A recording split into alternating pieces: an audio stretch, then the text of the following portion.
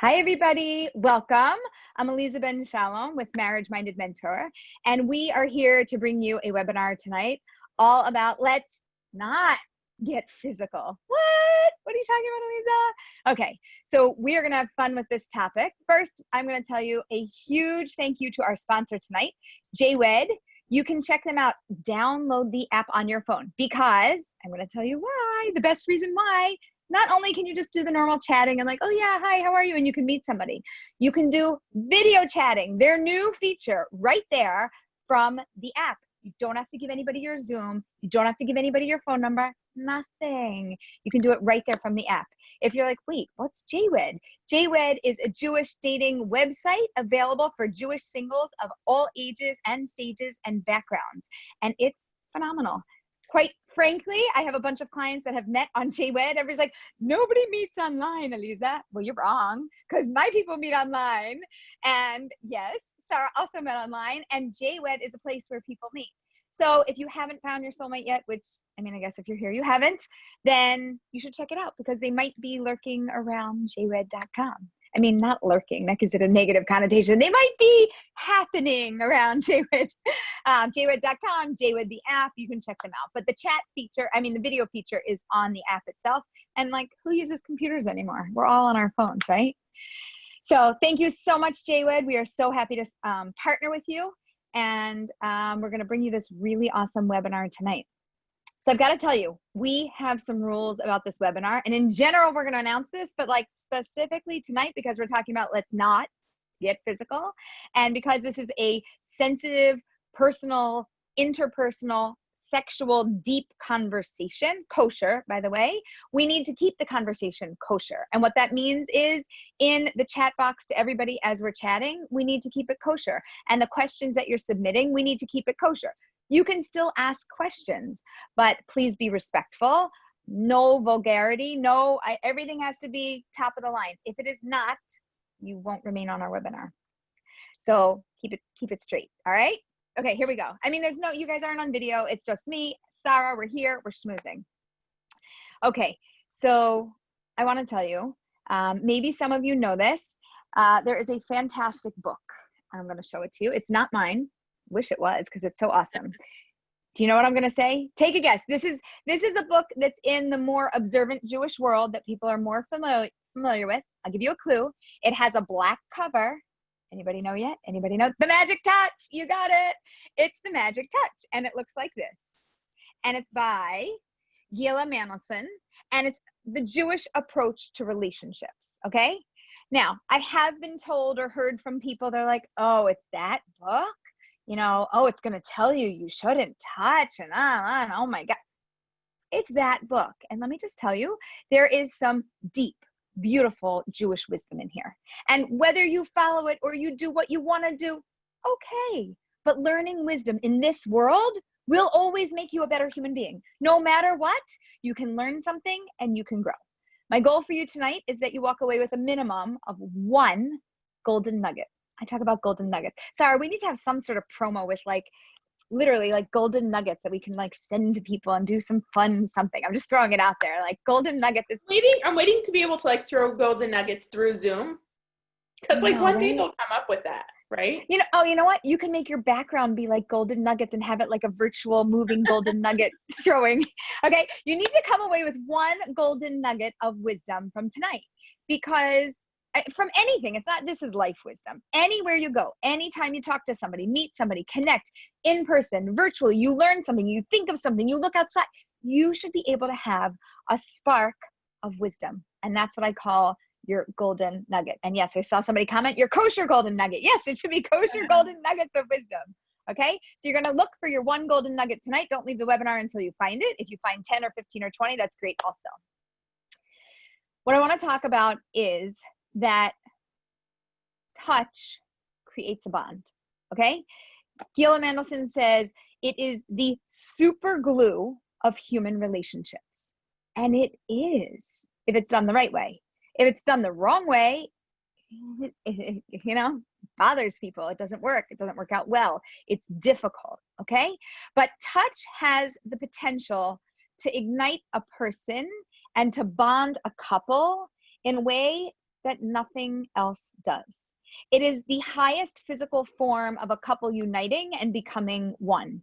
Physical touch is the most physical and spiritual act of this world. So we cannot take this lightly. And this cannot be casual. And it cannot be like, oh, it just doesn't matter. Okay? Now, I want to acknowledge, oh, wait, Sarah, I'm using the wrong headphones. These are the ones that fall out and it makes noise when I push them in, right? Should I switch? No, just go with it. Yeah. I bought the other ones. I know. Okay, you're reminding me next webinar. Dedicated. That I can say. Seriously, sorry for the scratchy stuff. Okay. Man, lose the moment. Somebody give me the last words I said. No, I go on to the next thought and I'm gone. Okay, we're talking about it being physical touch being. You can't take it lightly. Thank you. You can't take it lightly. Now, you can't be casual about it. Thank you.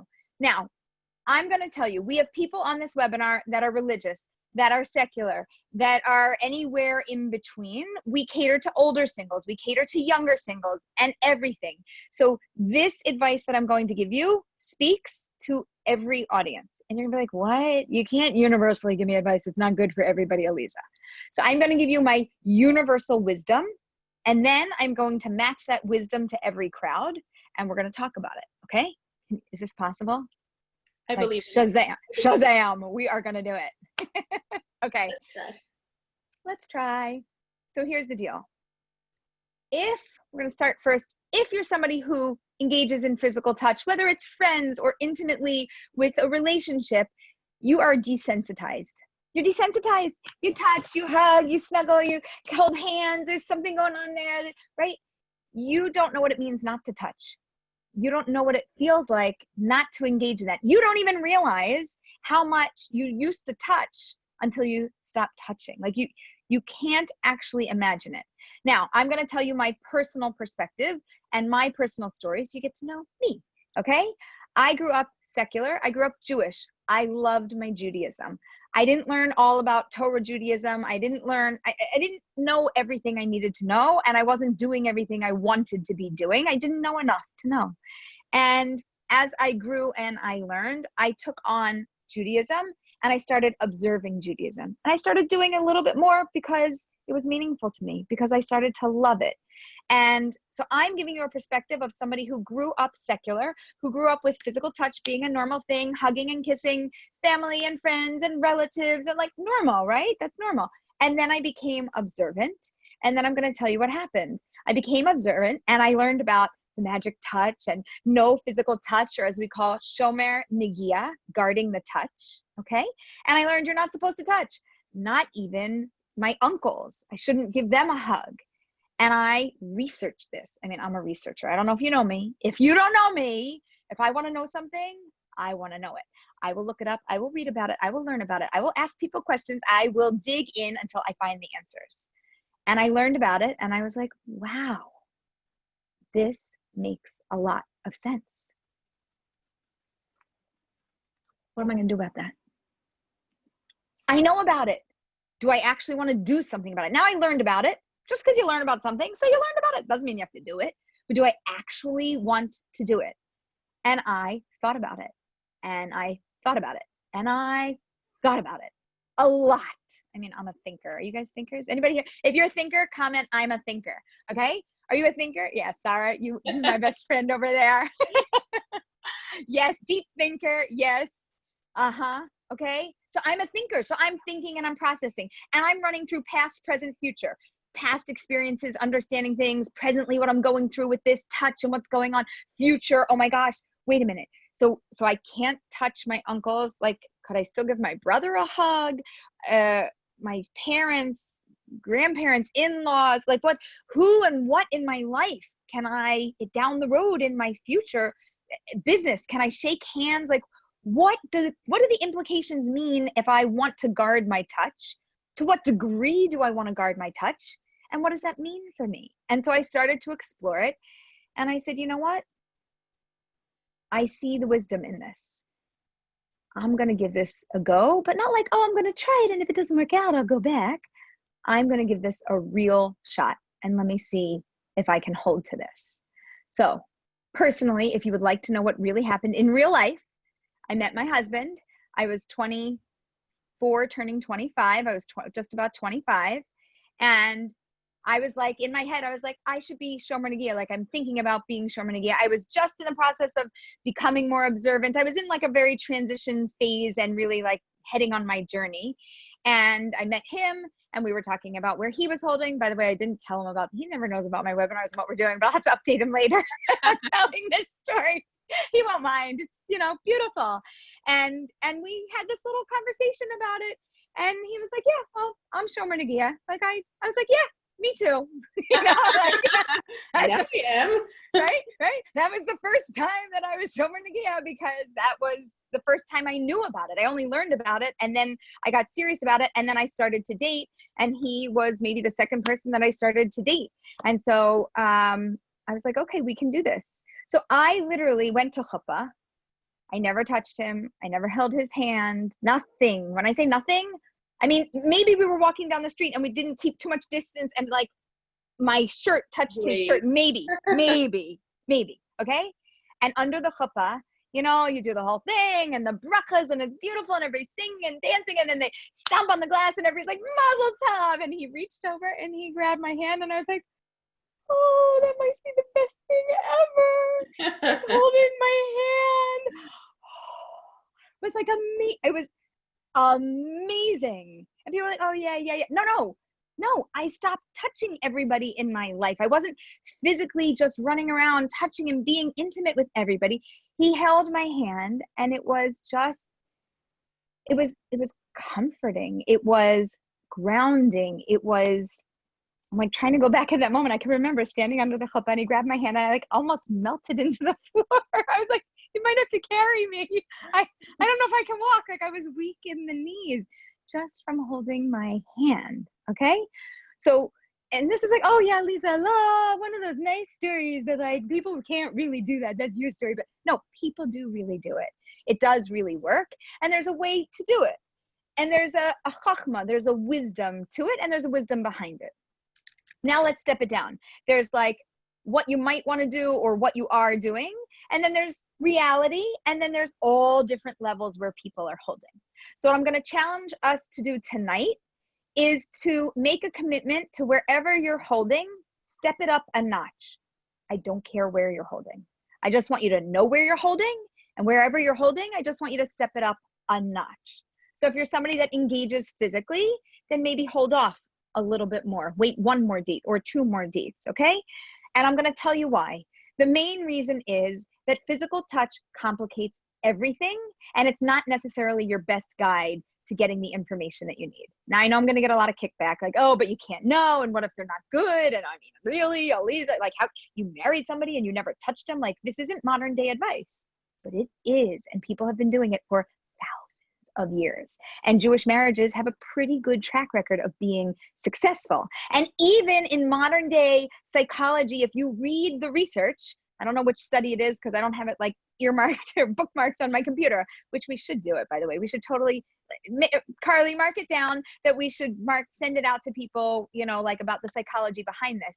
But couples that guard their touch, not just in dating and relationships, but even when couples get married in observant homes, they observe something called taharas or taharat mishpacha. And that is family purity. And there are times when married couples don't touch physically for like a week or two at a time. It's two, really. Okay? There's a length of time in a marriage that a couple intentionally doesn't touch. And you know what the psychology says about it? You know what the world, not just Judaism, the world says about it? Brilliant. So smart. That's the way to keep a marriage healthy and alive. Why? Because when you get what you want all the time, is it special? No. Is it meaningful? No. Does it run dry? Yes. Does it get boring? Yes. Do you lose sensitivity? Yes. Do you want to increase connection? Yes. Do you want to create connection and sensitivity and awareness and that moment? Yeah. Actually, hold off. Don't touch. Hold back. Let it build up within you and then you come together at the right time. What's the right time? The right time is a holy time. The right time is when a couple is united in marriage and it's an appropriate time of the month for them to be together. That's the best time. And this is written in journals. You can do the research. Now, pie in the sky ideas, Aleeza. Really, not everybody can do that. Okay, I agree. Not everybody can do that. Not everybody is doing that. Not everybody wants to do that. Not everybody's willing to do that. Yep, I agree with you. So what do? It can't be like, this is the only wisdom in the world and now there's no advice for me. Okay, so now we're going to take a step away from the ideal, what I'm highly recommending, and we're going to go to the reality that a lot of people deal with. The reality is that people do not often guard their touch and they do not often hold back and separate themselves from other people. Okay, so what I recommended and my challenge is to hold back a little bit and to take something on and do something like increase something in a way that guards you and prevent yourself from touching a little bit sooner. Why? Because touching makes your brain fuzzy. It takes all those smart brain connections that are just like your brain is moving and thinking and processing, right? And you know what it does? Mush. Turns your brain to mush. It turns it off. It's just like, boom. And then all of a sudden, you might be with somebody and you might physically be with somebody and everything might feel great. And you're like, Aleeza, but that's a great relationship. Really? I mean, there's something there. And I'm like, yeah, but do you like them? They're like, well, I think so. Oh, good. Well, what do you like about them? Oh, I like this. I like this. Okay. Right. Do you like who they are on the inside? Like the part that is the essence of who they are? And they're like, yeah, I mean, I think so. I mean, most of it. Okay. Okay, great. But now we got to go through the evaluation process of what you like and what you don't like and why and how. When you are physically intimate, your brain is not functioning in the same way. You cannot get crystal clear because that will always be a factor. Always. And guess what? It's not always good. If you've been engaging in physical touch, how many times have you had a great relationship with somebody, things were good, and then things got intimate, and then things got weird, and then you still like who they are on the inside, but like then they have some habits and things that are weird to you physically, and you're like, ew, and all of a sudden this great human being, you can't even tolerate, or you don't know how to communicate, right? We need to build our relationships. We need to communicate. We need to like who somebody is. The physical stuff you could work out in the bedroom after you get married. You could figure it out. You could take lessons. You can, teach each other what works for you. You can deal with it. But if you don't like the human being that you're going to live with, you're not going to want to deal with that for the rest of your life. Trust me. I don't care how good life will be for you intimately. If you don't like the human being that they are, that's all you have is this. And guess what? I've seen people get divorced because this is good, but the rest is not so good. And they weren't paying enough attention and they made a big mistake. Okay. Okay. I'm telling you, this is going to be like a whole big, deep stuff. A lot of stuff is going to come up here. Okay. So you might be thinking, oh, Aleeza, but ignorance is bliss. Those that don't touch and they never touch, like they just don't know what they're missing and they don't know. Like you can't build a relationship without this. How could you build such a connection without having this physical intimacy? But you can. But if you've only gained intimacy through physical touch and you don't know how to gain intimacy through another type of connection, then you actually don't know what intimacy is. Because intimacy doesn't happen in the bedroom. Intimacy happens in your relationship before you ever get to the bedroom. And what happens in the bedroom is holiness and kedusha. Intimacy happens everything before the bedroom happens. That's the moment. And you're missing that moment if you don't give that time to develop. Now, what happens if you're like, Aleeza, great, I'm on board. Okay, I'm picking up what you're putting out, right? Fine, no problem. But my partner, they're not on board with me. What do I do? So first of all, you have to have a real conversation. First of all, you got to think about this. You got to work out all the questions. They're going to throw things at you. They're going to keep telling you, but you can't know and you can't, and I can't resist. They're going to have all these things thrown at you. What are you going to say? And how are you going to answer them? And what are you going to do? And what's going to make you happy? What are you really going to hold to? Don't tell me, Aleeza, I'm going to hold to not having any intimacy, nothing physical. Nothing's going to happen. And then you give in on the 5th date to being with them in a way that you didn't want to. And you're like, you know what happens to them? Wait, let me just give you an insight. I work with men and women, all ages, all stages, all backgrounds. By the way, we have a whole team of coaches for anybody that's interested in coaching with us. And I hear from men often, even if they want to hold back, they tell me, but I can't. I'm having such a hard time doing it. I said, okay, what happens when the girl, gives in? Because the girls tell me if I don't give in, he's going to go find somebody else. He goes, no, it's at the moment that she gives in that I know that she's too weak for me to be with her. She's too weak to hold to her own values. She'll never hold me to being a better person. I said, but you're testing her. He said, I'm not intentionally testing her. I am struggling with this myself. I'm not meaning to test her, but if she breaks and gives in and doesn't hold me to being my best self, I lose respect for her. Ladies? Wow. Ladies? And I've heard that. It's not like, oh, one guy told that to you. Dozens of times I have heard that. That's so interesting.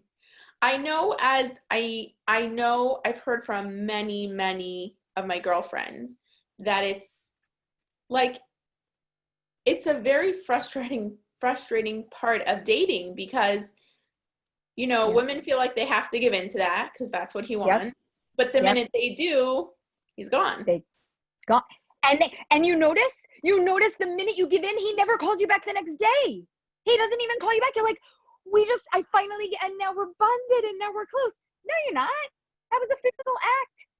He just had an urge and you just did not hold back. You didn't hold yourself to your highest standard, to building real intimacy, love, connection, depth.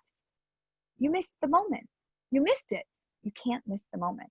And you're not going to miss the guy by not holding back and by having standards and by building a relationship. I'm not telling you make it awkward. I'm not telling you make it weird. Get deep, get personal, get real, and do what works for you. Okay? Okay. So can I ask, we just got a question, not a question. We got a comment that came in that says, most guys who ask will leave either way. Yes. Thank you. So he wasn't going to be yours anyway. He's right. He's right. They'll leave anyway. If that's all that they were there for, they weren't in it for the long haul. They weren't in it for an intimate relationship. They weren't in it for a long-term relationship. 100% correct. But you're essentially saying that any person, you're specifically talking about men, but I feel like what you're saying is that any man who asks for anything physical is not going to stick around. No. So can you clarify? Sometimes there are men like that they weren't going to commit to you anyway. And you might not know the difference between the one that's really going to commit and the one that's really not going to commit. But if they leave, they would have left They were going to leave anyway. They were going to leave anyway. The one that's actually going to stay is the one that when you say this isn't going to work for me, they actually stick around. Respect that. Got it. Yeah. Okay, thanks for clarifying. They respect that. They respect you. They respect themselves more. By the way, they respect them. You make them feel so much better and they respect themselves more. Win-win, people. Win-win. Okay. Now, reality check. Reality check, religious, secular, and everywhere in between, people are still getting physical. And I'm telling you that because I work with everybody across the spectrum, old, young, and everywhere in between. They are getting physical. So what am I asking you to do? So I've done this before, and I've told people I have what I call the 5-date challenge, which means, and this doesn't count for virtual, by the way. Gosh, I got to redo the math for virtual, Sarah. I'll explain what the 5-date challenge is, and then together right now, we're going to redo the virtual 5-date challenge. The regular 5-date challenge is when dating used to be normal in 2019. Today. It's crazy. But when dating used to be normal, why am I losing my, I can't hear it in one ear. It's so annoying. Okay. When dating used to be normal in 2019, we would go out on a date and I would say 5-date challenge. If you're somebody who engages in physical intimacy, hold back. Don't even hold hands, kiss, nothing. No touching for 5 dates. And tell the other person, I do this thing where we don't get physical at all until 5 dates. Why? Because your brain doesn't turn to mush. If you are going to stick with them after 5 dates, it means you actually like something on the inside. Can you imagine going out with somebody for longer than 5 dates that you don't actually like, that you've never touched? Think about it.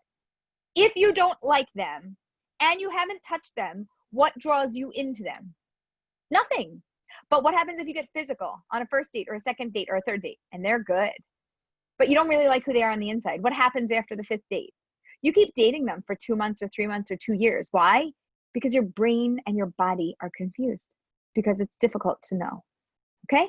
So the 5-date challenge in 2019 and before, my kids keep telling me BC stands for before Corona. And I was like, yep.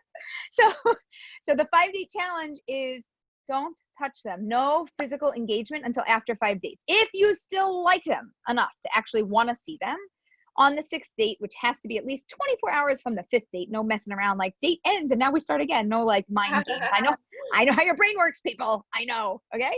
So you need to wait at least 24 hours after your 5th date till a 6th date. And then you want to do physical intimacy. Okay. You know what? At least you like something on the inside. I'm confident after 5 dates, you like something on the inside. You're not sticking around for 5 dates if you can't stand them, or you're just like, that joke and that laugh and that, your politics and like, you're not staying. You're just not staying.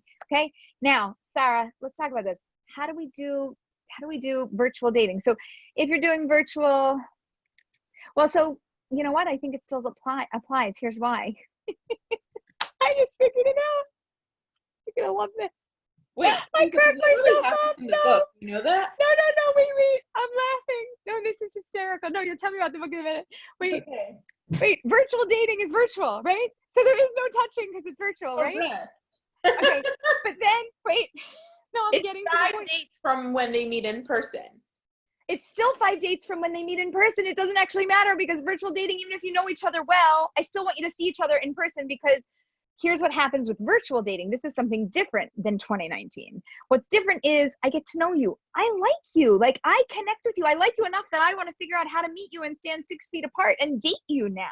And then I meet you in person and my brain might get confused because maybe I don't like the way you look, but I like your inside and I don't like your little snarky laugh. And then you didn't do that as much on Zoom or it was covered up or you're so much shorter than I thought, or you just look different than I imagined. And now my brain is confused because I like who you are on the inside, but I'm not sure if I like who you are on the outside. So I still don't want you to touch because I don't want your brain to get all mushy again. So you still got to hold by the 5-date rule. It works virtually, Sarah. That's it. It holds. I know. It's in your new book. Now tell me. Okay. We have a new book. The new book is coming out. It's called I'm Virtually Yours, a relationship roadmap for a world gone virtual. Please God, it's coming out in the end of August, ish, early September.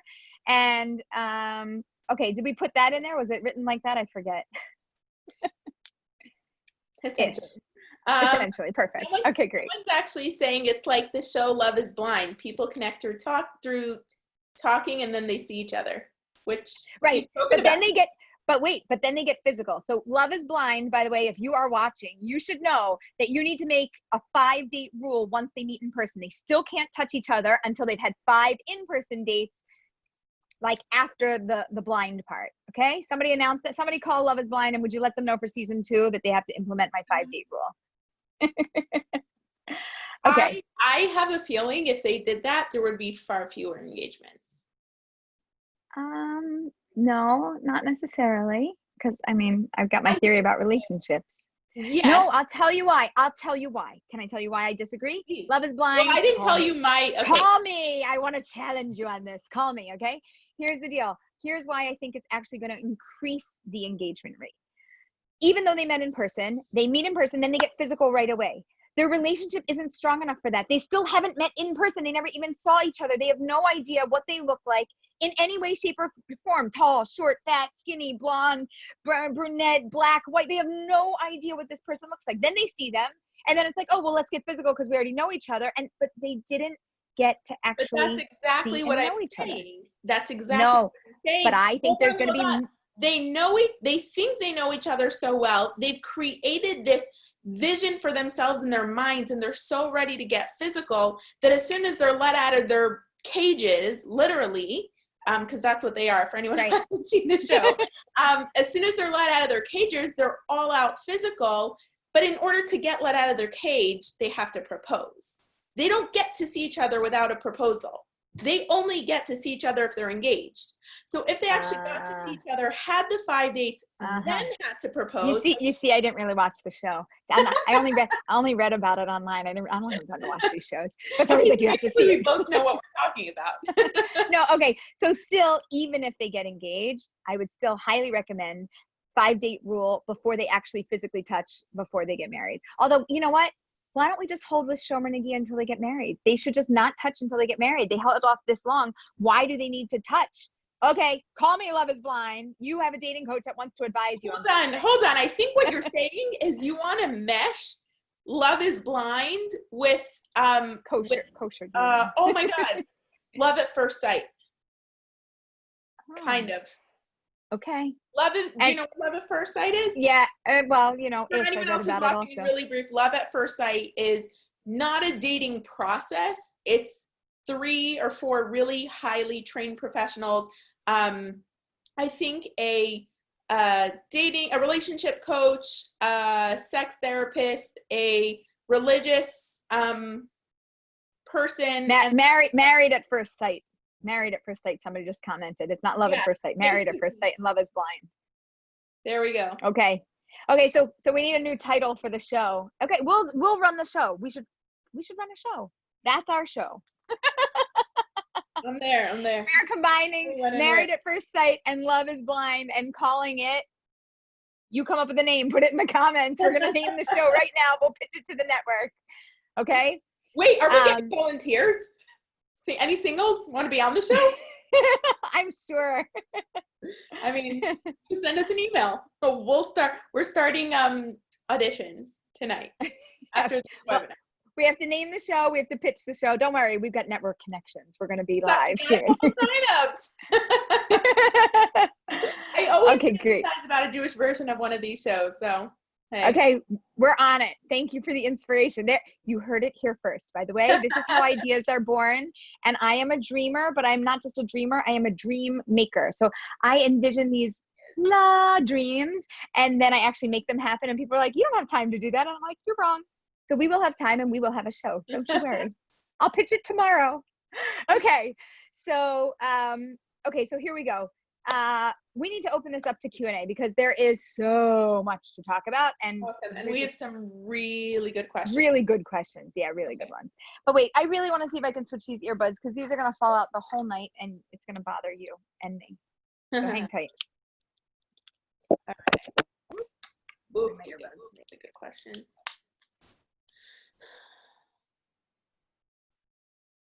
Okay, tell me when you're ready. Ooh, it actually worked. Yay. Okay, good. Okay, so this came in a few different formats, but the question is, a relative became observant and followed no touch before marriage, and it turns out she and hubby are not sexually compatible. Thoughts? Yeah. Answer that. Keep going. Okay, thoughts are, get help. What would you do if you weren't emotionally compatible? You would get help. There are sex therapists available in a city near you. I know a bunch that are in Philadelphia. There are obviously in all parts of the world people who can help you through this. There are programs. You're not compatible. What does it mean? It means you don't know each other. It means you don't have the same preferences. Well, we wouldn't expect you to have that. If you haven't been physical, then I expect this to be a new learning and growth process. Some people, move quickly and some people move slowly and some people are rough and some people are soft and everybody has their own style of things that work for them. And that's okay. You need to get support and you need to get help. And you would take care of the inside if you had a problem. So take care of the outside. There's regular therapists, there's sex therapists. Go to one and work on it. And wait a minute, and practice. Homework, go home and practice. That's what you're supposed to do until you get it right. I think we grew up with a very Disney-fied version of what a physical relationship looks like. And it's supposed to work. Not just that. It's supposed to work every single time and be amazing. Just like every single date you go on should be amazing. That's not life. I'm sorry. Everybody, newsflash. And I think, Aleeza, we've spoken about this, that sometimes you do have some couples that just have this amazing emotional connection right off the bat and they just click. But most couples, it takes time for them to develop that kind of emotional intimacy. It takes them time to get to the point of connection where they feel, yes, we could get married. It's the exact same thing. Yes, there are some couples who have an amazing physical life in the bedroom right off the bat. But most people, it takes time for them to work on it. And I think that we just don't we haven't absorbed that concept. And so when it gets to that point, it's like, oh my gosh, what's wrong here? And it's like nothing. You just need time, and you might need guidance, and you need to learn. And the practicing happens before the bedroom, meaning the emotional intimacy. And we had a whole webinar on emotional intimacy. The emotional intimacy that a couple builds before they get to the bedroom is what makes the bedroom so wonderful. So if things are lacking in the bedroom, besides working on that, you actually need to work on the emotional side. You need to work on the connection side. You need to work on the love and that yumminess that exists in a relationship, where you look somebody in the eye and you can, you know, like have a caress as you walk out of the room. Like there has to be moments that happen before then, and it has to build up to being in the bedroom. It's not just like, oh, you got a moment, we're on show, okay, on camera, here we go, ready? No, not how it works. It is a big, long process, and it takes time to develop, and you got to get good at every stage of the intimacy. Thank you. And we got a follow-up question. What if you're not interested in practicing? So first of all, practice is in part, like Aleeza just said, not just the physical, but also when you're in the bedroom, you have to expect to practice. It's going to take you time to figure out what works for both of you together. And if you're not willing to practice, don't be well, mean. so here's what else I want to say. If you're not super experienced or not at all experienced physically, practice also means I don't even know what I like. I don't know how my body works to the best of its function because I haven't explored that. And it takes time to explore that. You're not going to become an expert overnight and just get it. Do a lot of research, get curious, learn about it in a kosher way, in a meaningful way, in a real way. There's plenty of Jewish books on intimacy. There's books on physical touch. There's books, not specifically Jewish books, but on how to build an intimate physical relationship and what that looks like, not from anything that's inappropriate, more like from like, it's like a medical journal side, but like what to do and how to do it and why this works and how the body works. And then there's the emotional side, and you've got to have both. So if you don't want to work on it, I would just tell you, don't get married. I mean, what else don't you want to work on? You have to work on your relationship in every single way. There are people that are not interested in physical intimacy so much, that actually still want to be married. They just don't. Either they had trauma or abuse or have a very low sex drive. This is just like a function of the body. You could go to a doctor for that. There's certain, you know, like levels that have to be balanced within your body. And you can also go to somebody and have therapy and work on that and build a relationship. Sometimes we have a barrier to physical intimacy, and we have to overcome that, just like we would overcome anything. So if there's something going on, figure it out. We were made and built to be together. It's the way that our bodies were physically designed. And coming together is a holy act. It's what should happen in a beautiful, healthy marriage. And it should happen consistently in a healthy way, young or old. And I know bodies start to work different as people age. Figure it out also. Dr. Ruth just put out an amazing book on, you know, life after 50 in the bedroom. You should check it out. She has a tremendous, you guys know Dr. Ruth Westheimer. If you're young, you don't. If you're you're too young, okay, 40s and up, I'm sure you know about Dr. Ruth Westheimer. If you don't know about Dr. Ruth, you should Google her and learn something, because she has a tremendous amount of wisdom to share. Yeah. Carly says young people do too. Okay, yay! Just not Sarah. Not me. Yeah, so someone said, I guess Hollywood makes it seem like sex is automatically explosive. That's Hollywood. Yep. That's Hollywood. Yep. So the same way we got to unlearn so much of what we've learned from Hollywood, this is just another one of those things. All right, I'm going to jump to the next question. Okay. This is a really crude way of putting it, but someone said, would you take a car without giving it a test drive? Yeah, people have said that before. Yeah. So, I would. Actually, I did. My minivan was like broke and smoke was coming out of it. And I called the dealership and I negotiated the deal. The guy's like, come in, I'll make the deal with you here. I said, I'm making the deal over the phone. I'll just come in and pay you for it. He's like, but don't you want to take it for a test drive? And I was like, nope, I just want a car. And I want this one. And so, someone else said, I've ordered a car and it was delivered. It was a commitment, bottom line. My driveway, and I will tell you, I don't like the seat. Like, I'm short and it doesn't fit me well. It's like it's too long and it doesn't angle the way I like it. Yeah. Mm-hmm. Yeah. Life happens, but it's our car and it's just what we needed. Anyway, yeah, no, you can't. I'll tell you why you can't take it for a test drive and get a true answer. The reason is because if you are not married, you are not experiencing the test. You're not, it's not a test drive. Marriage is marriage. Relationships, physical intimacy happen when there's kedusha, when there's holiness, when there is the right format for it to happen. You can't test drive that before you're married. The only way to drive that is to marry it. That's it. What you experience before marriage is not that. It's just not. It's not the same thing. You can't get it. So are you saying that even though the physical element might be the same, there's a spiritual and emotional element that happens that is a part of the physical intimacy in a marriage that you just won't experience before, which is why kind of not really worth it? I love when you translate my brain. Thank you. Yes. Awesome. Exactly. Awesome. Someone else says, who says physical touch is a test drive? Test drive is the emotional intimacy, perhaps. Ooh, I like that. Yeah. Okay. All right. So next question. So people are asking if they're going to introduce intimacy, at what point? We answered that 5-date rule. Should they get physical at all? Should there be some physicality but not sex? How does that play out? Okay, here we go. Top choice, no physical intimacy. Second best, as little as possible. Third best, no sex. Not at all ideal sex at any point in time in a relationship. Just tanks a relationship. People can get married, and they do get married, and relationships do work out. But how many of those marriages stick together? How many of them really developed emotional intimacy?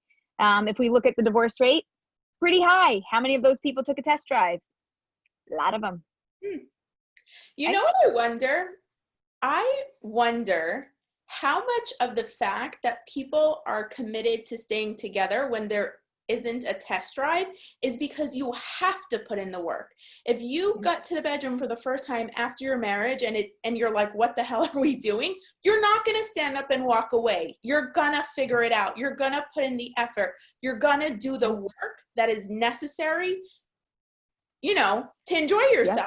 And once you're doing that, it's kind of the same sort of attitude with all different areas of a life, which doesn't necessarily happen when everything is going well before marriage and then you get married. And obviously we're totally generalizing here, but I think there's something. You're right. Totally right. All right. So question, do men have the same, and I think this goes both ways, you'll correct me if I'm wrong, but do men have the same clouded thinking once there is some physicality versus sex? No, their thinking isn't clouded at all. They're just thinking, I want to keep having sex with you. And they're not thinking about you emotionally or intimately at all anymore. It's gone. Sorry, no, the question was, if we don't have, is it the same? Oh, if they do? Oh, I was saying if they do, are they clouded? No, the question is, are they as clouded if they're physical but with no sex? Yes, they're as clouded. Sure. Yeah, because I'll tell you why. Maybe they're even more. That. They're waiting. They're just trying to get that. Yep. Okay. But I answered a different question. It was a good answer too. So I hope you understood. 100%. Okay, this one's a little different. Why do so many Orthodox Jewish couples have trouble connecting physically in public? Why hide? Is there shame involved? What's up with that? Okay, so Jewish Orthodox couples observe more like a modesty around physical touch. We guard our touch and we don't just walk around all interconnected. Now we're talking about Orthodox, and there's a range of Orthodox.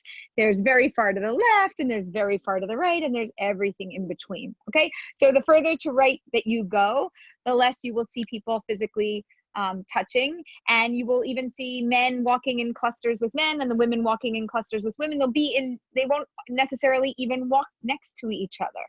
So there's a lot of in Judaism, we call it fences, built around things to guard us and protect us, right? So if you and I were hanging out on the rooftop and there was no fence and you tripped, you might fall off the roof, right? But if there's a fence there and you trip, you fall into it, it catches you, saves you. So we build fences around physical touch. And when we do that, we're not walking in public. Like, physical touch is intimate. Intimate means private. That means we are more likely to do that in our intimate, private moments. Now, some people hold differently. I think my husband and I, when we were first married, also were like not touching or holding hands in the streets. And like, as we've gotten older and matured and we walk with the kids, and now I would be comfortable to walk with him holding his hands in the street. It's different. We've developed, different levels of connection and things, but I'm just explaining why some people do it. It's not shame. It's not guilt. It's not anything. It's intimate. It's private, and it's not for public to view. That's part of it. If you said this already, I apologize for repeating it, but I just wanted to make the differentiation that a lot of times as human beings, when we see something that's private, we automatically assume there's shame involved. When we see something that is hidden, we automatically assume that there's shame involved, when in reality, it's just something private. Just not for, like, it's not for you. Right. I love this. So we have some people in the chat box just putting themselves out there. So I highly recommend everyone go read up about the other people who are on this webinar. See if there's anyone there that, you might want to touch base with. Oh, haha. Okay, wait. Carly just said someone is giving their email and bio for dating. Oh, no, we're good, Carly. We're okay with that, right, Aleeza? I missed it.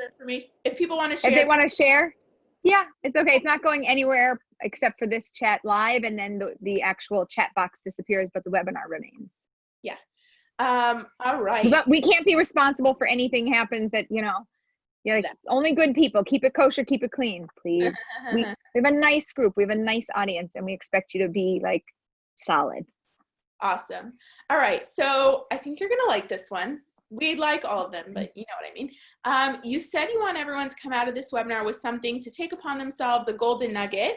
What about someone who has always been shomer nagia? So always careful not to touch anyone of the opposite gender. It's normal and obvious to me. How do I notch it up? How do I notch it up?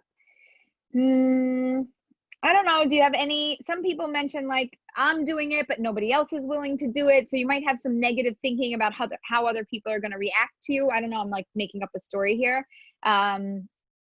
Maybe something with your thinking about how others are reacting to you. Like, oh, well, I'm always doing it and then they're turning me down. It's never going to work. And right. If that's not your thing, that's not a good answer. How can you notch it up other than that?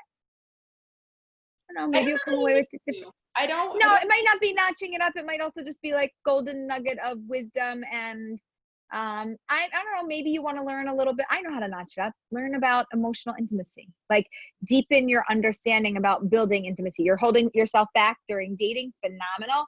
Learn more about how to build that relationship now before you get to the physical intimacy, so that when you end up in the bedroom with your husband or wife, whoever you are, happily, that you will know the steps to getting there. Awesome. We got another suggestion. We can create a confidency about the decision rather than a defensive stance. Create a confidency than a defensive stance. Yes. Yep. All right. On the flip side, we have, what if you've already been physically intimate with someone? Is it possible to scale it back? Yeah, definitely. I grew up secular and I became observant and I scaled it way back, and I only. What if you're already with that person? Like you're with them right now? Yeah. Yes. You both have to be on the same page. It's very difficult when it's already there then to stop, but married couples do it all the time. Like, we're intimate and then we're not, and then we're intimate and then we're not. That happens 2 weeks on and 2 weeks off approximately. So yeah, could you scale it back? Totally. Make a commitment, make a decision. And if and when you mess up, because people mess up, just start again, restart. Every time, just press a restart every time. You'll get better at it. And if you can't do it like cold turkey, like either scale it back or be like, we're going to try not for today, and then okay for then, and then not here, and then okay there, and then increase those times between. That would be a great way to take it. Just start with a conversation, right? Obviously, it has to be open communication. Don't just stop doing anything without telling the other person what's going on. Right. Don't think you don't like them. Yeah. Also, again, like that balance between it is two people in a relationship, and you want to make sure that you're both respecting each other, and you also want to, you know, make sure that you're staying true to what you want. So it's not like you snap your fingers and it changes and it's a done deal. It could be if that works for the both of you, but it could also be, it's going to take us time and it's going to take practice. And this is what we're working towards every day. Right. Make sense? Right. Yes. Awesome. So the conversation not to touch at all or to have sex before marriage, how do you have that conversation and when, specifically in more secular circles? When, right. So, okay. So not to touch at all, you kind of have to have it pretty early on, because somebody might want to give you a first, you know, a kiss or hold your hand or something. And if you're like, yeah, they're gonna be like, what's wrong with you? You know, like, I thought you were normal, but like, I don't know what's going on with you. So you're gonna have to have that pretty early on. And I would explain it just something like, I want to share something beautiful with you that I learned, or something interesting, or I want to talk about something, a little bit of a different topic. I don't know if you've ever heard of this, but there's this concept to, right? And dig into it a little bit and say, you know, I've been reading about it and learning about it and watching webinars on it. And I was thinking I'd like to try that because I actually believe that there's some potential here. And I think this is the best way to find out if there's really some solid potential here. And here's what I'd like to try. You game? Like, make it a little fun and playful. And I'm always into playful and fun. That's my thing. It might not be your thing. You have to make it yours, but make it engaging. Try to get something going on and make a conversation. If it's just like sex and you're going to do everything else and be intimate, whatever, you have to set a firm boundary. When I say firm, F-I-R-M, firm, firm, firm. And you have to not break ever, never, ever, never, never. Are we clear? Okay. Gotcha. That means when you say, listen, happy to be intimate with you and do things, I'm not having sex with you. Okay. And they're like, I'll break you, have a drink, you know, and hang out and have fun. And we had such a great moment, but it would just be the best, right? They will, as soon as you tell them you're never going to do something, they will do everything to break you. Everything. It's a psychology thing. It's a brain thing. It's just the way that it is. So if sex, yes, somebody asked sex as in intercourse. Yes. If you're going to hold to not being intimate and doing it, then tell them, I'm not having sex with you, but it's because I respect you, and it's because I respect me, and it's because I respect this relationship that's going on between us. And I think there's potential here. And this is the best way for us to build a connection. And if they're not in, they were never going to be in. They were going to be with you for a night and pass on, or they were going to be with you for 6 months and move on. They were not, if they're not in, they're not into you, all of you. I want to add to that, if I may, something to keep in mind, especially if you run in circles where this isn't common or pretty much unheard of. If this is something that appeals to you and you want to try to implement, just remember when you're sharing it with someone else, they've probably never heard of this concept before, or if they did, it was in relation to those people. We don't do that. They do that, right? So I feel like it would be a normal response for them to be like, what? That's crazy. Right. Don't get defensive. It's not about you. You literally just dropped a bomb on them, right? Like, if you up until this point haven't considered that, it's not fair to expect them to have also considered that. And it's really, really hard to respond from an objective, non-defensive place. So prepare for that. Go into it anticipating what possible things could your date or partner potentially say, and how would you like to respond to that? And it's also okay to say, I need some time to think about it, because it's very easy to get into that defensive place. And the minute that you do, it becomes, it's not even an intellectual conversation anymore. And then you really don't really get where you're wanting to go. So just something to keep in mind. The other thing to add to that is that faith-based people, not just Jewish, Hindu and Muslim and Christian, every faith-based community actually at the core follows this.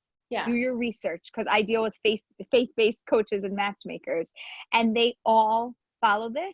And I will tell you, we are in complete agreement about this being one of the best ways to date and have clarity about your person.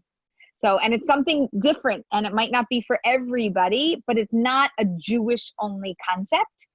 All faith-based religions, not all, I shouldn't say all, many faith-based religions are really in sync with Judaism in this way. Awesome. All right. What happens when you get engaged? Doesn't staying Shomer Negia get much harder? What is the benefit of waiting, and how do you stay strong? Yeah. Wait. Oh my gosh. Because like that moment that I had under the chuppah, you won't have it. Never. You will never have it. Never. You won't even know what that is. You'll be like, it doesn't exist. I'm telling you. So somebody mentioned, I saw in the comments, somebody said something about Tantra. And if you have read or read anything on it, there's a book by Shmuley Boteach, Rabbi Shmuley Boteach. He has some books that people think are a little controversial, because there's one that's called Kosher Sex and one that's called like Kosher Sutra or something, like Kama Sutra, Kosher Sutra. He has a whole bunch of books on this, and they happen to be phenomenal. It comes from Jewish wisdom and a Jewish perspective, and it teaches you about how actually holding back gives you more, right? So you can't, like, what happens when you can't hold back and you say something you shouldn't say? You can't get that back. You just ruined the moment, right? Or what happens when you eat so much and you like can't hold back because there's an amazing buffet and sushi and it's my favorite. You come home and you're sick because you couldn't hold back. You don't feel good. I'm telling you, it happens with physical touch also. When you can't and don't hold back, you don't feel your best, and you won't know the difference unless you actually try the other way. And the other way is landing under the chuppah and having that moment of like, because also, let me ask you a question. What happens, because this happens, if you should get engaged and then you're like, fine, we're engaged, yay, we'll physically touch, it doesn't matter because we're engaged, we're getting married. And then what happens if you physically touch? Fine, and for whatever reason, not physical touch related, something else, you break up. Now tell me about it. Now, how do you feel that you touch somebody? That person's not your spouse. You're planning on only touching your spouse. You held out this long to wait, and now you broke it, and now that's not even your person? Really? That's not what you want. It's not what you want. It's not going to be okay with you. You would never walk away feeling satisfied. You would feel like, oh my gosh. And what if it was because of that physical touch that something happened and something shifted? What if that ruined it? You want to put that at risk?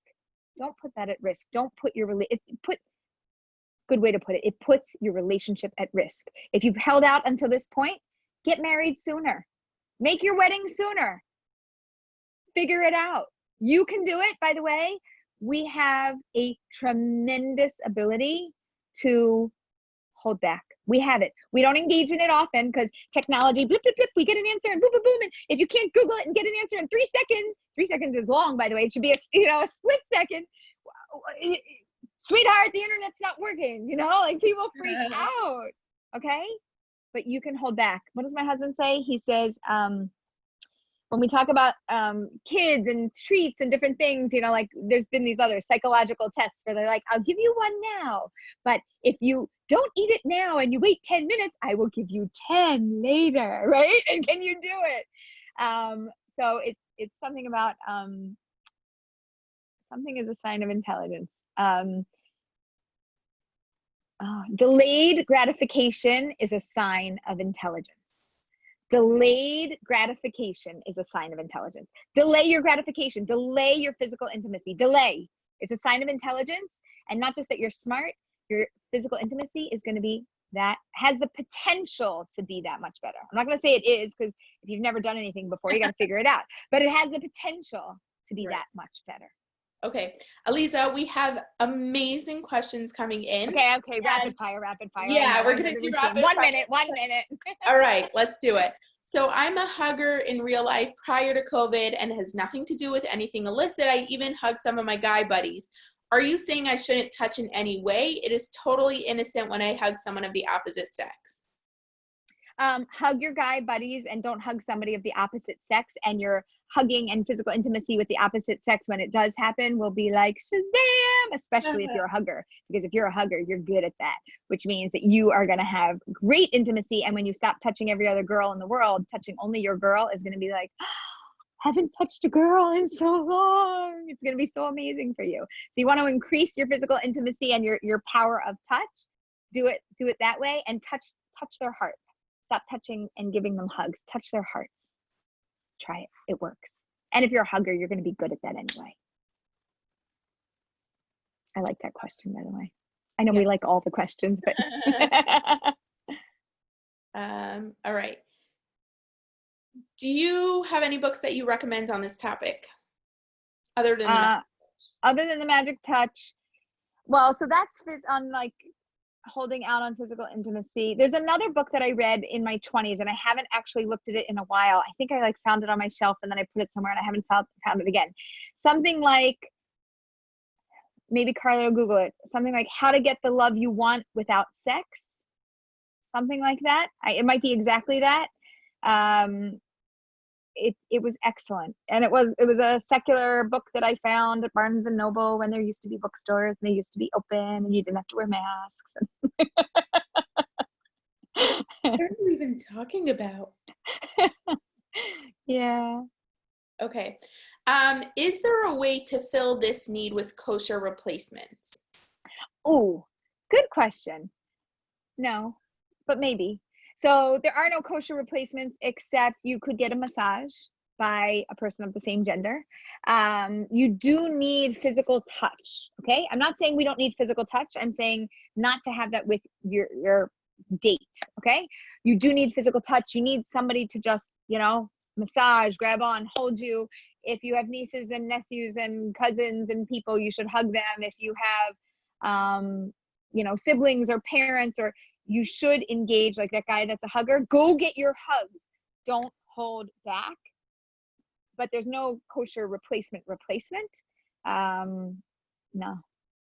Which I just want to take a moment to acknowledge is really, really challenging. Yes. That's really challenging. Yes.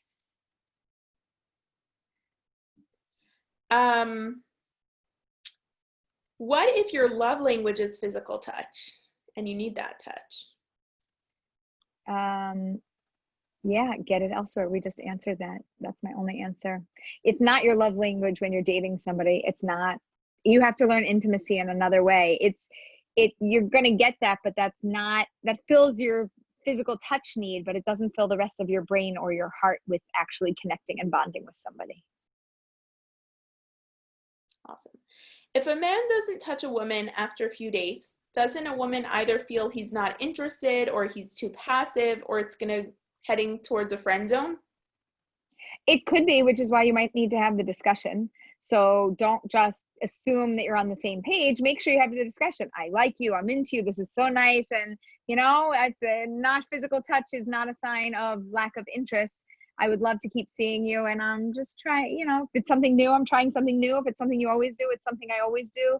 And I think it's going to help us to have a better relationship. Always tell them why you're doing this.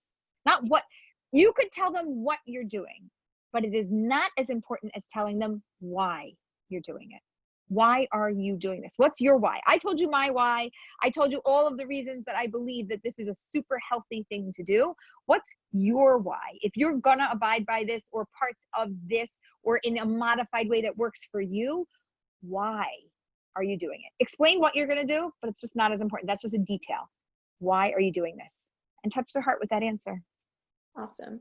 And someone actually, going back to the last question, someone just shared the 5 love languages describes, and I assume by this, Sarah, you mean the book, The 5 Love Languages, describes many ways to meet the love language of touch without touching a significant other. There are other ways in sensory stimulation to get that need filled. So it doesn't have to be the classic touch that we think of when we think of physical touch. Fantastic. So you got to read the book, 5 Love Languages. It's a good one. Are guys more physical, or is it really just a myth? It's not a myth. It's true. There are plenty of girls that are physical. There are plenty of girls that think that they should be more physical or are feeling pressured to do it. And there's plenty of girls that want to be more physical. But in general, it is a more masculine thing. Men have testosterone. Women also have testosterone, but men's testosterone level is much higher. And so that drive becomes something that is often stronger. Not for everyone. This is not a universal answer, but if you're asking for a generic across the board, it tends to be that way. Yes. It's not a myth. Got it. What if during dating you're talking about a physical relationship without actually doing anything? Is that something you would suggest prior to marriage or even an engagement? Should this topic be discussed? Difficult. And let me tell you, it's going to be really hard to talk about it and not do it. Really, really, really hard. Really, really, really hard. It's an intimate moment. It's something so detailed and so personal, and it should be talked about, but it doesn't need to be talked about beforehand. You need to develop the emotional bond and connection so that when you get to that point of talking about it and being intimate, that you're ready for it. You should do everything else to prepare for that moment, so that that moment is a great moment, but talking about it is not what you need to do to prepare. Okay, awesome. So a lot of the questions that came in were from women asking about men that they're dating. This question is, many women want the physical relationship, although the men don't want. Then what? And I think the answer is the same, right? You're still gonna have the same conversation. You're still gonna, it's still the same process, just flip the other way. And be masculine, be manly about it. Like, it's not that I wouldn't want it. I have boundaries and I have rules too. And I know that most guys fall into a certain category, and that's not me. Right. I'm a guy that has things that are important to me, and this is one of them. And I'm looking for a girl who likes that and respects that about me. And in that conversation, Aleeza, do you think it would be appropriate to say something along the lines of, I am attracted to you, and, or, you know, this is not an indication of how I feel towards physical intimacy in general, but this is about you. Okay. Both of those things are key. Yes, both are key. And again, that also goes both ways. It also goes for women to men and to women. Right. All right.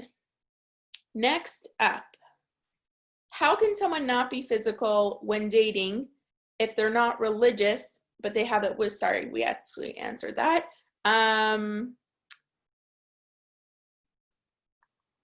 Give me a second.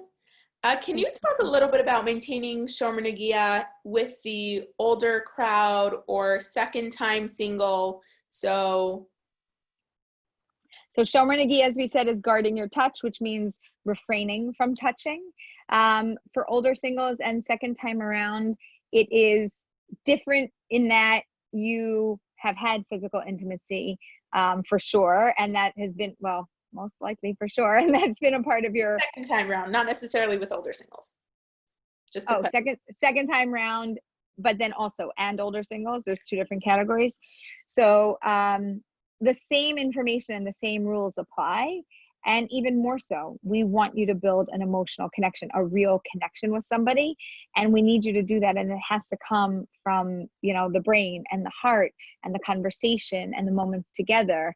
And the physical intimacy side is something that you're going to deal with later, just like everybody else. But you're going to have to try harder, because if you've been intimate at any age and any stage, here's the problem. You become used to physical touch. So you want physical touch because that's just the normal part of a relationship. So you have to practice abstinence. Practice abstinence. Awesome. I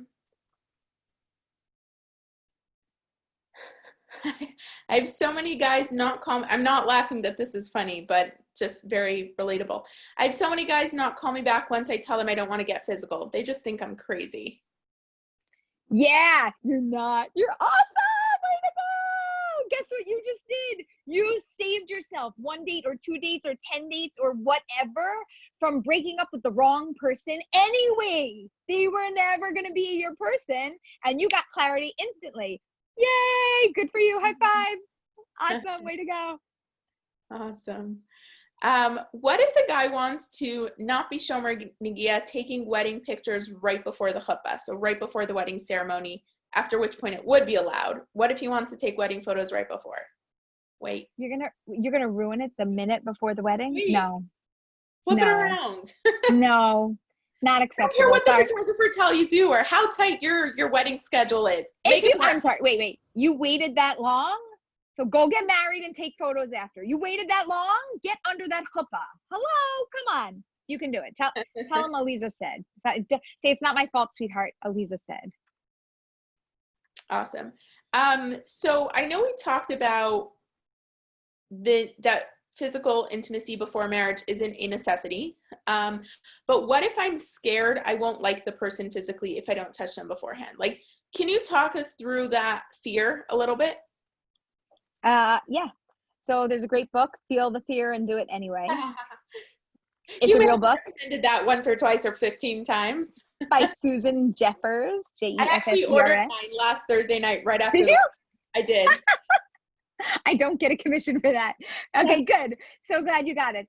So if you are afraid that you might not like them, you might not like them. So you have to be committed to learning about each other, about growing the relationship, about building the intimacy, and then about building the physical intimacy. In the same way that you're going to grow your emotional intimacy, we're going to grow the physical intimacy. And if you don't like something, it's not the whole package. If this doesn't work, you'll try that. If that doesn't work, you'll try this. If you don't like this, so you'll ask for that. But you'll figure it out. Be committed to figuring it out. Not you, but anybody. Why are we so afraid to try to figure it out? Why are we so quick to dump somebody who on the inside is a gem and on the outside, we've got to figure this out. And nobody's going to read your mind. He or she doesn't know what you like. They have no clue. Do you know what you like? You do? Good. Tell them. Make sure they know, because nobody is going to be psychic about this. You have to be able to share and ask and tell. And if you don't do all the relationship work up until the point that you're physically intimate, if you don't do everything before, you're never going to be honest or real in the bedroom. You're never going to get to that moment of true connection where you can just be you with them. Awesome. All right, so someone just shared, I'm an older second-time single. I've made a commitment to the value of guarding touch outside of marriage. I convey this right from the start, confidently. Even though my love language is touch, I feel it is worth the wait for forever secure, committed touch. Yeah. Yay. All right, question. If you've already been intimate and you know what specific forms of pleasure you enjoy, how can we make sure we don't get stuck with someone who hates or is opposed to our preference, even if we don't have the sexual conversation of likes and dislikes before marriage? That's a good question.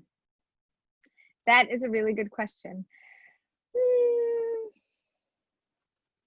I know I'm not the dating coach here and you can totally disagree with me. Come on, tell me, because I'm flip-flopping. You see, I'm flip-flopping things in my mind. What did you say? Have what? Have the conversation, especially if you're both, if it's both in your past.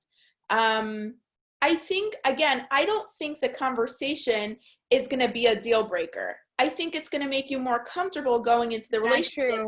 Not true. It might be a deal breaker. I like this and you don't like that. I prefer this and you don't like that. This is better for me and I'm never doing that. It's a thing. If it's meant to work, you'll figure it out. And if not, what if it's a deal breaker? No, it's not you'll figure it out. It's you must be committed to being with somebody and making it work. Correct. But it's a deal breaker, so you deal break. You break deal. You move on. I know the problem. No, it's okay to break the deal and move on. The problem is that the conversation about physical intimacy is a problem. Mm-hmm. It's a problem. It leads us down a very murky, gray, not such a great path. And if you are not flexible in your physical intimacy desires and you can't learn how to adjust to somebody, I'm not worried about the person you're with. I'm worried about any person you're going to be with. Right. If you are so stuck in your way and your needs, we have a problem, because you're going to be getting into a relationship not with yourself. You're going to be getting into a relationship with somebody else who may or may not be the person that you desire them to be, and you're going to have to figure out how to make it work to make something really beautiful between you. And if this is what works and this is the only thing that works and nothing else works, then we have a problem. And we have a problem because even when you get into a relationship with the perfect person where it works, it's not always going to work like that. And then you're going to have some down moments. And what are you going to do when there's down moments? Well, if you don't have some grit and stick-to-itiveness, and if you're not willing to work through something, and you're not willing to compromise or figure out alternative, creative, different, unique solutions, or read about it, or learn about it, or go to a therapist about it, if you can't do these things, then you are completely inflexible, and you're not a good marriage partner. I wouldn't want to marry you off. I need to expand your mind. You can tell Lisa to just, say it as it is. She means that with a lot of love and compassion and kindness. I do. I know it's so difficult. It's so difficult. I just want to sort of clarify everything that you're saying in a nutshell. Are you saying that if the conversation happens before, it's risky because it's gray area and you don't know where you're going to go from there? If you don't have the conversation and you end up married and you're in a committed relationship, then you'll figure it out. And if you're going to say, I would hate to get stuck with someone who hates doing the things I love. I mean, if you love the person, again, I think we spoke about this a couple weeks ago on the webinar about emotional intimacy, where there are different types of intimacy. Physical intimacy is just one aspect of intimacy. It is super important, but physical intimacy doesn't make a marriage. Physical intimacy is a part of making a marriage. Well, no, it does make the marriage. Like, that is the kedusha in the marriage. So technically, halachically, like, it does make the marriage. You have to be together. There's an obligation there. But I know, I'm just nuance. It's not nuance. I meant, well, then let's put it this way. No, I was going to say it doesn't break a marriage, but it does if there's no, okay. But you know what I mean? The physical intimacy isn't everything that a relationship is about. And so if you genuinely care about the person, then you need to make the time to figure it out. They're going to be flexible towards you, and you're going to be flexible towards them, and eventually you'll figure it out. So someone commented, stuck with someone is a negative attitude. Stuck devalues commitment. It's a resistance, a conditional arrangement. Yeah, stuck is not right. Yeah. Committed to each other. Thank you. We like to be careful with words. Thank you for catching us. No, that was the comment. That was the follow-up to the question. That wasn't my word. Oh. That was the question. Oh, they're saying? I would hate to be stuck with someone who hates doing the things I love. Oh. So right. I was just commenting to that. But again, all that being, like, I just want to acknowledge from the questioner's perspective that feeling is, I think, Aleeza, would you agree with me that it's based in fear? And so I understand, we yep, oh no, you're going to have to go with me. I'm throwing you host back. But I think that the question is coming from a place of fear. And so I'm not mad about the word stuck. I think it needs hold on one second, let me throw the host back to you before I forget, make a host. I think it's just coming from a place of nervousness and being afraid of being rejected, because if what you want isn't what the other person wants, it feels like a very personal rejection. So I want to acknowledge that it's a very, very fair question, that take some time and sit with it and see how you could move through it, because again, if that's going to be a deal breaker, what does that say about your commitment to a relationship? Good question. Solid. Okay. All right. I don't even know where we're at for time. I'm loving this conversation. I'm totally not keeping track. Okay. We have time for like 2 more. I feel like this is like, you need like a, 2.0. Right. We need the next. I'm down. So yeah. So the questioner agreed. It was definitely coming from a place of nervousness, and I think that it's really, really important to acknowledge that, and we did not mean to no, and it's okay also being nervous about that. I would be nervous about it too. What happens if exactly what you like they are not into? It's like one of those things that crushes you. But the other thing that I've learned from relationships over the course of time is what I don't like that you like, but I want to make you happy, so I'm willing to make an effort and try. And that comes because of emotional intimacy. That comes because of a commitment. That comes because of the relationship that we have, not because it's something that I want or like, but it's because it's something that you want or you like, and I want to make you happy. And that can only come from a really solid relationship. All right. Maybe we should discourage couples from dating where one was married and has experience and one is single, assuming no experience. Perhaps that's a setup for failure. Would you agree or disagree? No, I disagree. It could be a failure, but it could also be a great success because somebody could be a leader and somebody could be a follower and somebody can have more information and somebody could be new and exciting and fresh and, you know, ready to be open and experience things. So, no, I don't think it's an issue. Okay. I mean, not All right. necessarily an issue. Could it be an issue? It could be, but it's not an indicator of an issue. Awesome. All right. I've always been shomer negia, so careful about not touching. And when someone suggests a guy who used to have physical relationships and now he's religious and is shomer negia, I'm naturally put off. Like, nope, can't do this. Can't date or marry a guy that has been in a physical relationship. I just think it's so wrong and not according to Torah laws. This is someone who obviously values this deeply. My question is, do I have to just get over it? Am I being silly or immature? Or should I just trust my gut and not go for this kind of person because it bothers me so much? So I like when people trust their gut, and it sounds to me, and you could correct me and comment back if you want, but it sounds to me like this is somebody who was one way and they are this way. So they apparently had a major growth spurt and they've learned how to hold themselves back, which is even better than somebody who's never done it because they've done it and now they're not doing it. That's even harder, right? Really like interesting point. If you're a non-smoker, it's not hard for you not to smoke. If you're a smoker and you smoke every day and then you quit and you never do it again, not smoking is a huge deal. I mean, You that's should a respect real them. show of commitment. Like, hello, amazing commitment. Amazing commitment that I know down the road when we're together, you're not going to convince me to be with you when we're not supposed to be together. You're not going to break or, right? Like there's something beautiful that's there. Usually what people tell me and what I was expecting Sarah to say was, oh, because he or she was with somebody and I always think they were with them and I might compare. I thought you were going to go into that whole tangent. So I was actually going to say, I was going to add on, I'm curious if you might not even be realizing it, but is that where this is stemming from? Because a lot of times we frame our questions from a religious perspective because that's what's front of mind for us instead of confronting the emotional. It doesn't feel good. I don't want to be with somebody who was with somebody. Right. And that's another issue. Yeah. So that I want to address that. The issue is, first of all, any previous relationships that have happened, by the way, we don't talk about them. Why? There is no reason to bring somebody else into your relationship. This is not a party. This is a relationship between me and you and you and me, and that is it. And nobody else exists in this relationship ever, ever. If you need to deal with it or you want to talk about it, go to a therapist, have a friend, have a mentor.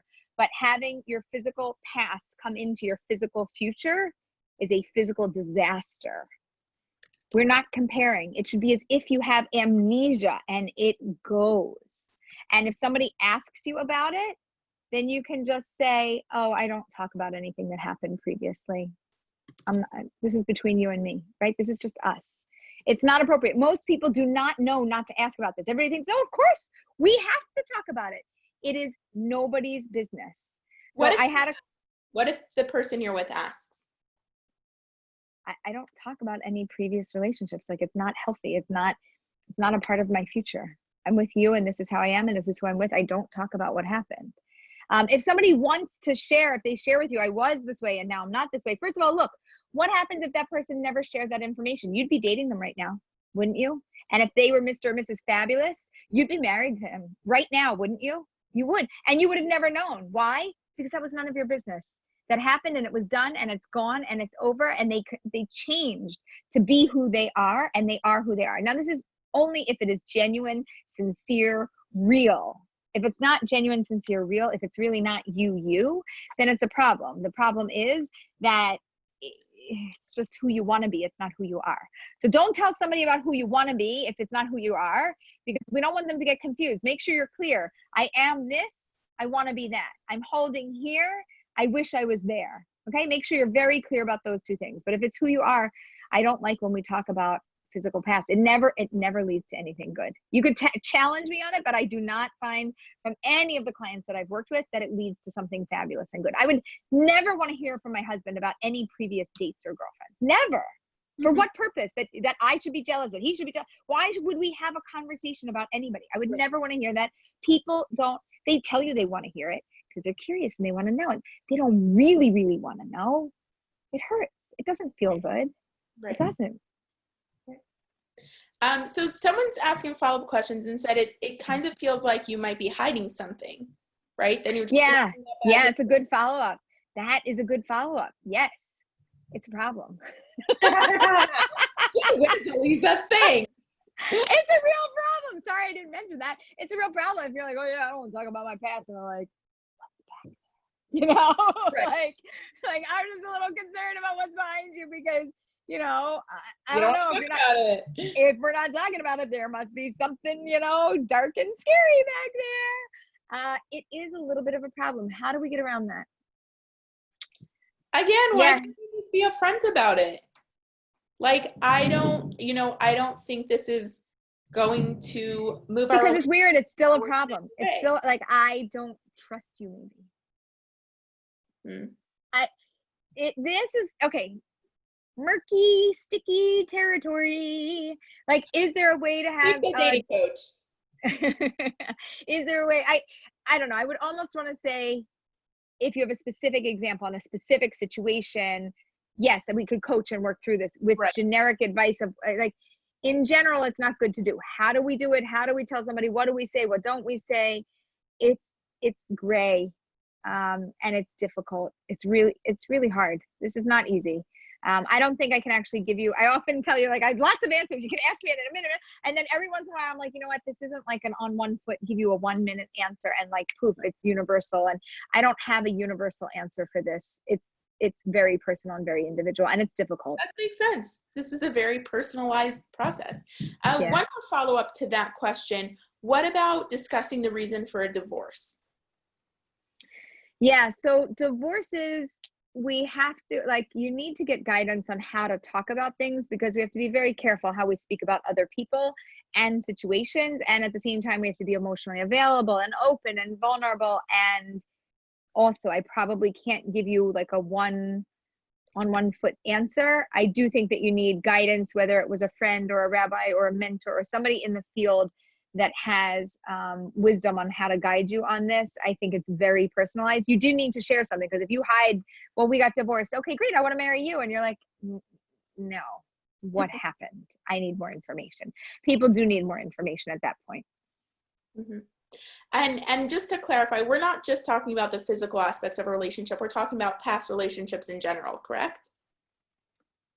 Correct. Okay. Correct. All right. Before I let Aleeza sign us off, I do want to just make one comment in regard to the question about someone who had physical relationships in the past and isn't and is shomer negia now. So I just want to clarify that wasn't that question. I don't believe was coming from a place of judgment, because we definitely know that, like Aleeza said, someone who was in that place and isn't in that place anymore is definitely a person of quality character, and the work that they wait, I was in that place. I grew up secular and I became observant, and I didn't observe that because I didn't know about that, and then I did. Yeah, so I had no idea. The question wasn't from judgment as in, is he good enough for me? The question was just coming from a place of discomfort as in, this is something that's been so ingrained in me all my life. I don't know if I can get past that. It's not about the other person. It's about me. Can I get past that? Or potentially, secretly underneath it all, it makes me feel really uncomfortable because, I'm going to know in the back of my head, like I'm going to feel like there's comparison there. So definitely not a judgment call. And that's normal, by the way. I would expect that to be the case. Yeah. All right. I'm going to let Aleeza tell you a little bit about Marriage Minded Mentor because I saw some people in the chat box saying that they wanted information and are potentially interested in working with Aleeza. So I'm just going to talk about my experience for a second. I had the Under the Chuppah package. I was the first client to have the Under the Chuppah package, where I essentially worked with Aleeza. I think I worked with you for like full year. I was not dating at the time that we started working together, because Aleeza isn't just a relationship coach. She is a dating coach. And she definitely gave me exercises and best practices and taught me a whole lot of really important skills for dating. And she told me, if you stick around me, you're going to get married. And I've heard that a million times. So I rolled my eyes and I was like, yeah. But here we are. It worked. It worked. There is no way that I would be engaged without Aleeza's coaching and guidance. So thank you very much. Will you tell everyone else how you can help them? Yes. So first of all, thank you again to our sponsors, JWed. We would love it if you would check out their new app, download it, join JWed, and take a look, because you can now do video dating with them. And we are so grateful that they are our sponsor and partner in this webinar. Okay, so if you are interested in coaching, we would love to work with you. We, WE, because we have a whole team at Marriage Minded Mentor of coaches that are trained by me. And just like Sarah, she's like, Aleeza, do you mean this? Do you mean that, right? She knows everything because I downloaded my brain into hers, you know, like I connected the USB, you know, from my brain to hers. And she's got all of the info. And I did the same thing with my coaches. And I have 5 phenomenal coaches, and each one of them is unique. And also there's Aleeza, me, and you can work with me as well. I have to be honest, right now my schedule is very jam-packed. Thank God that there are so many people that are so committed and wanting to get under the chuppah that we are working really closely with people. Right now I'm accepting clients who are looking for like a 3-month commitment, which is an expensive, not, you know, just the regular, you know, 1 session here, 1 session there. So if you're looking for a session or even a few sessions or a month of coaching, which is really ideal, that you have like 4 sessions to do some real serious work and to get a solid foundation, I want to tell you about my 5 coaches because they're phenomenal. So first of all, there is Leah.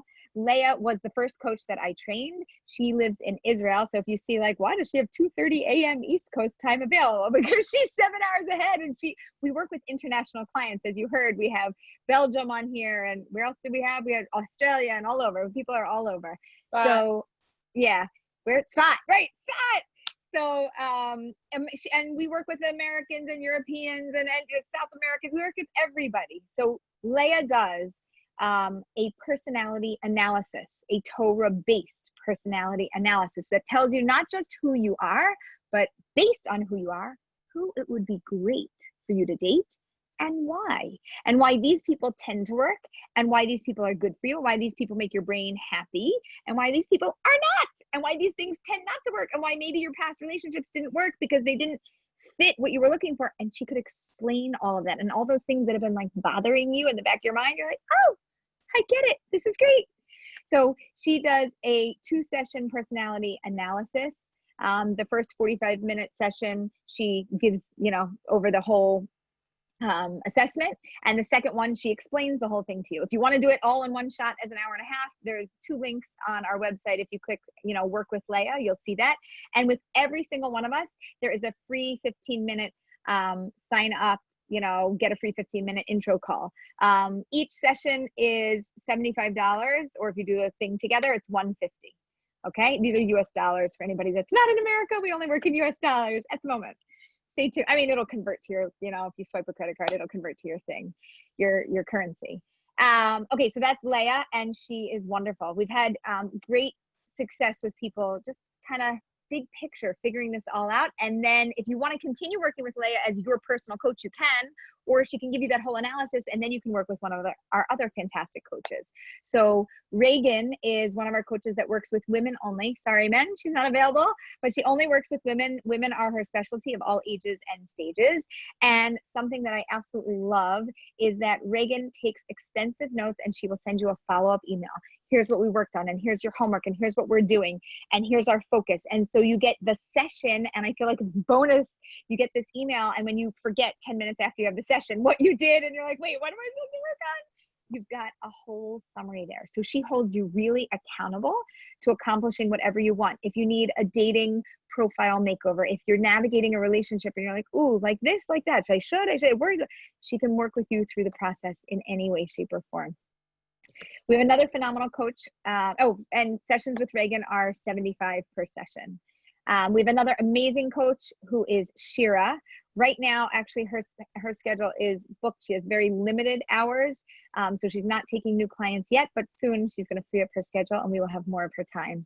And she works with men and women of all ages and stages. If you're looking for a male coach, whether you're male or female, and you're like, I want to work with a guy, it's just better for me, Michael is who you're going to want to work with. He lives with me in the Philadelphia area, and he has a background of marriage and family therapy, and he has a deep understanding of how dating and relationships work.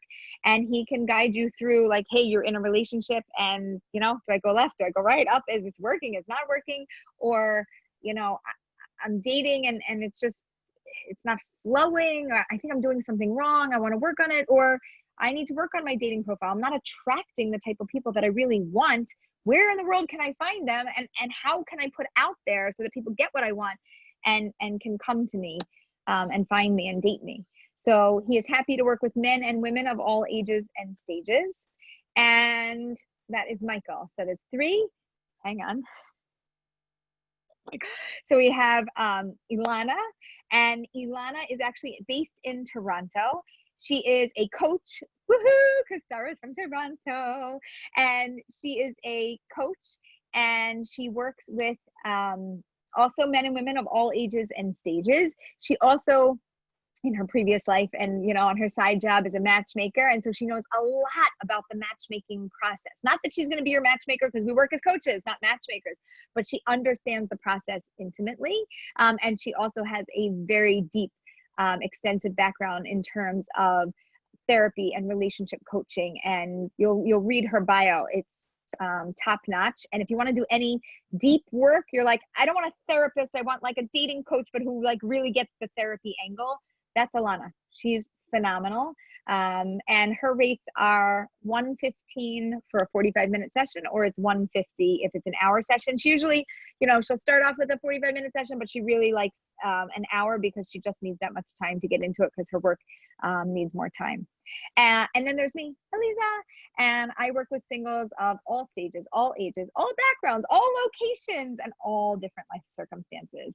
I've been doing this for, oh gosh, well over a decade. Trying to think if we're up to like 12 or 13 years. I have trained over 50 matchmakers. I've trained over a dozen coaches, and I love what I do, and I love working with singles. Right now I have time, just like, I really only have like 2. I think last time we had maybe 4. I think I have like 2 slots left for singles who want to make a 3-month commitment. The 3-month commitment is an under the chuppah package, which, you know, is our way of saying we're going to work intimately and closely together. There's a lot of details and info online, and we would love it if you would. You have to apply. You have to like do an application and do an interview, and we'll see if it's something that's right for you. Sarah. Someone said Under the Chuppah is the perfect name for your show. Ooh. Ooh, okay. Thank you. To play with there. Ooh. Okay, great. And just, can you clarify? I don't remember if you said, Aleeza, did you say how much the under? So under the chuppah, so 3 months, it's $1,000 a month for 3 months, so it's $3,000, and you have access. It's not just like a weekly thing. You have more access to me, but you don't just have access to me.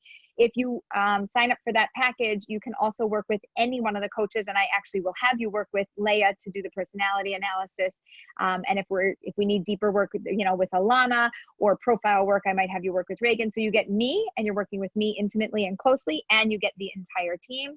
And I forgot to mention, you also get Daters Academy and Dating Detox, which are our phenomenal online programs that, I mean, Sarah helped me. I did a whole brain dump. I was like, Sarah, I have this plan and vision. And she's like, okay. And I'm like, let's do this. And she's like, okay. And we created this unbelievable program, which has Daters Academy has 5 different courses in it. It can be bought separately if you want that. It's on the website. If you don't want, that, and you want it with the coaching, it comes with the package, the Under the Chuppah package.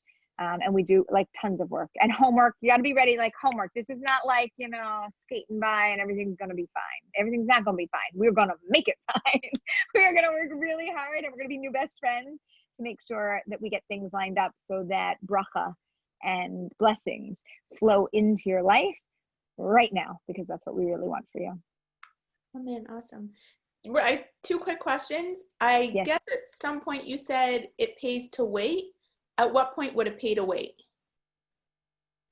Pay to wait? What? Yeah, I think you might have said something about getting a coach now, or it might pay to wait. Did you say something like that? Maybe. I'm clarify the question because I don't remember what Aleeza said, and she certainly doesn't remember what she said. Wait, referring to what? Oh, the name of the book.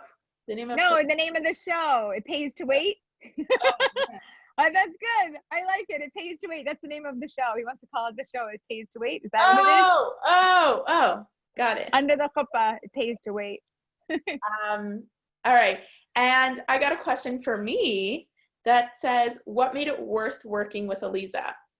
So normally I would say she didn't pay me to say this. However, she does pay me for as long as I'm on this webinar. So technically, no, I don't. No, this is there's her personal experience, and then there's her payment for actually working with me and doing all that we need with the company. But I'll tell you the honest truth. I have always had a pretty healthy approach to dating. I was super into self-help books and read all that stuff. And every time like someone would sit me down and, talk to me about the right way to date, I'd be like, already do that, already do that, already do that. But tachlis, I wasn't getting anywhere. And Aleeza just, one of the courses in Daters Academy, a little sneak peek, is actually Mystery in Your History, where Aleeza walks you through the process of seeing, what potential options are out there. So little really practical things that made me feel like I was actually doing something and moving my dating forward.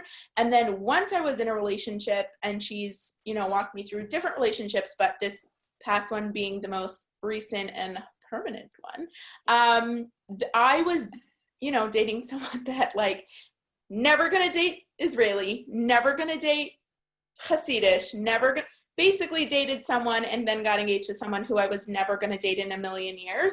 And so Aleeza walked me through that process and coached me on how to learn how to communicate with someone with a different language.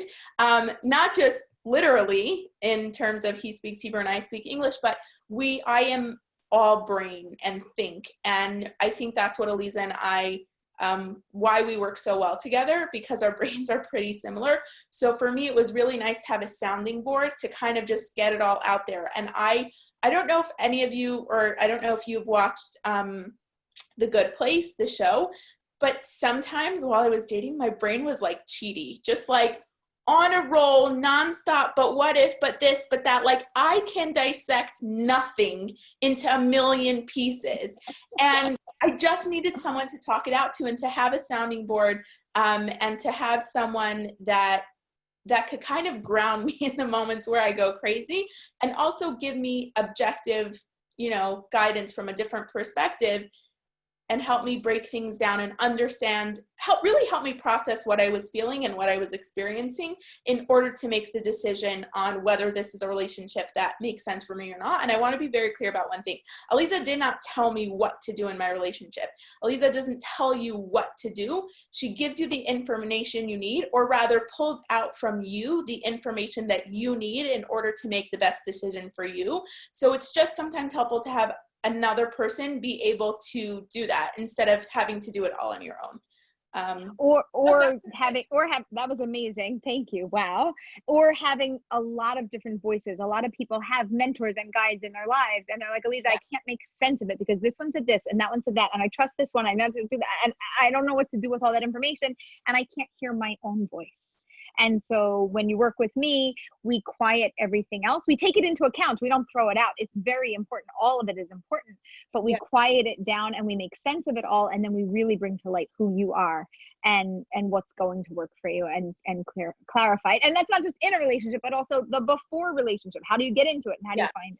Yeah. I think one of the things that I also found really helpful, like you're saying, is once I realized that Aleeza worked for me, and again, we had been working together on and off for a couple of years before that, but once I realized that Aleeza was a good fit for me, and we jived like hashkafically, you know, in outlook and mindset and all of that, I felt comfortable. Again, not that everything Aleeza, Aleeza, I love you dearly, but you're not God. I don't take her word as God's word, but I do take it with, I do value it a lot. And the people in my life have come to recognize and appreciate the value that Aleeza, you know, has. And so there were moments where I was making decisions that I would not have made 10 years ago, or approaching the relationship in a way that my family didn't expect or was not comfortable with, or whatever it was. And instead of me having to like figure it out all on my own, I can say, hey, Aleeza, this is something that I need help walking through. And just like that, like it really is helpful to have that objective, non-biased third-party person to kind of put things in perspective and help me be able to relay, you know, what I was feeling or what I was experiencing. And for $3,000, yes. I mean, I'm engaged now, so it's $3,000 worth, you know, being engaged. Yeah. That doesn't mean that you work with Aleeza, you will definitely get engaged, but it definitely puts you on the right path. And any money that I've invested to Aleeza, 1,000,000 times over worth it. 100%. 100%. Like I said, some people, you know, can do this without a dating coach, but I knew that I needed one. And so 100% worth it. And it's also, that's why we have a whole team of coaches, just so you know. That's why you can just work with a coach once, and it's a very low, you know, level investment, because we're not looking to make something that doesn't work. This isn't, also, I want to say, this is the first time that we're doing this and we're talking about numbers, and it's like, I'm so, you know, my face is like this, my skin is crawling right now. Like, I hate salesy stuff. It's not my thing. But I know people want to know information, and we're telling you. And I intentionally created a system where you can jump in at any point, meaning you can just attend these webinars. They are free to you. They cost me a lot of money, but they cost you nothing, and they're here for you. They're all for you. But if you want services, we do have services, and we have low, medium, and high-end services, and you're welcome to join us at any level, free, paid, under, like, it doesn't matter to us. All, like, I want more love in the world. I want more relationships in the world. I want more healthy relationships in the world. I want people really in a very fantastic place. And if we can be a part of your journey, I would feel honored, and I would feel blessed. And however we can do that, we would really, really love to do that. So I have to end this webinar and have a zero money conversation, please, because I am ridiculously uncomfortable. And I just want to let you know that it is our most genuine, sincere, real goal that you should get over your hurdles, whatever they are, because we all have hurdles in life and stuff. And you should get under the chuppah. And you should find that wonderful person this year. By this year, this Jewish year. So we're not so far away. Okay? That is my blessing to everyone. Amen. Thank you. Awesome. All right. We will see you next week. We have a webinar. We have a title for it already. Dating makeover. It's a dating makeover. Woo. We have the subtitle? What's the subtitle? If I can remember it. How to revamp your dating life when it's not going the way you want. You got it. We are gonna make it over next week. We'll see you next time. Good night. Night.